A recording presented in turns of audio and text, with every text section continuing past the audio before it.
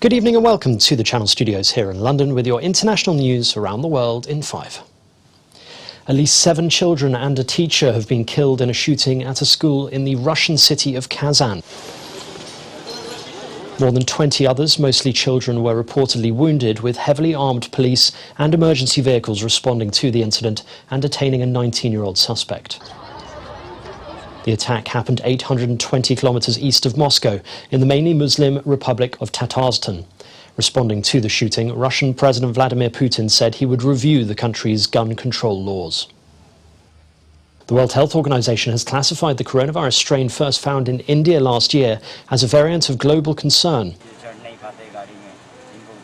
It said preliminary studies show the Indian mutation spreads more easily than other variants and requires further study.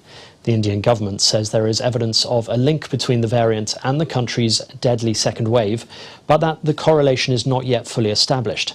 India's total coronavirus infections are now at almost 23 million. A meeting between Colombian protest leaders and President Ivan Duque has ended with little sign of progress on curbing nearly 2 weeks of deadly anti-government protests. Protesters have blocked key roads, leading to shortages of fuel and food in some areas, and there have been violent clashes between the security forces and demonstrators. Protests fueled by outrage at a now cancelled tax plan began on April the 28th, with demands now expanded to include action to tackle police violence.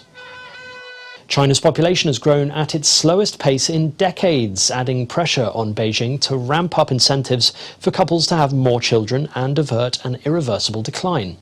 The average annual growth rate was 0.53% over the past 10 years, bringing the population to 1.41 billion. The results were announced in a once-in-a-decade census, which was originally expected to be released in April. Data showed a fertility rate of 1.3 children per woman for 2020 alone, on par with ageing societies like Japan and Italy. Kenya has banned all flights from neighbouring Somalia just a week after the two countries announced they had restored ties following months of a diplomatic row. The Kenyan Civil Aviation Authority said only medical emergency evacuation flights and those on UN humanitarian missions would be allowed into Kenyan airspace. Kenya and Somalia have been embroiled in a bitter maritime border dispute since 2014.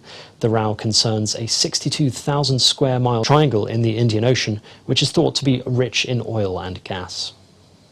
Film star Tom Cruise has handed back his 3 Golden Globes in protest at a lack of diversity among the body that runs the annual Hollywood Awards ceremony. Hi everybody, how are y'all? The move comes after TV channel NBC, which aired the event since 1996, has said it won't broadcast the ceremony next year. The Golden Globes have become one of the biggest Hollywood awards show in the run-up to the Oscars, but it has been under close scrutiny following an investigation published in February by the Los Angeles Times that showed that the group of 87 journalists in the Hollywood Foreign Press Association had no black members. And finally, Her Majesty the Queen has carried out her first major public engagement since the death of the Duke of Edinburgh at the state opening of Parliament. Legislation will be introduced.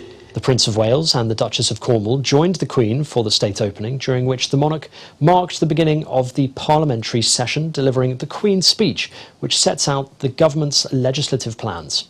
The event was scaled back this year, but still had much of the quirky traditions and pomp and pageantry it is famous for. And that's your international news around the world in 5. Now back to the Channel Studios in Lagos.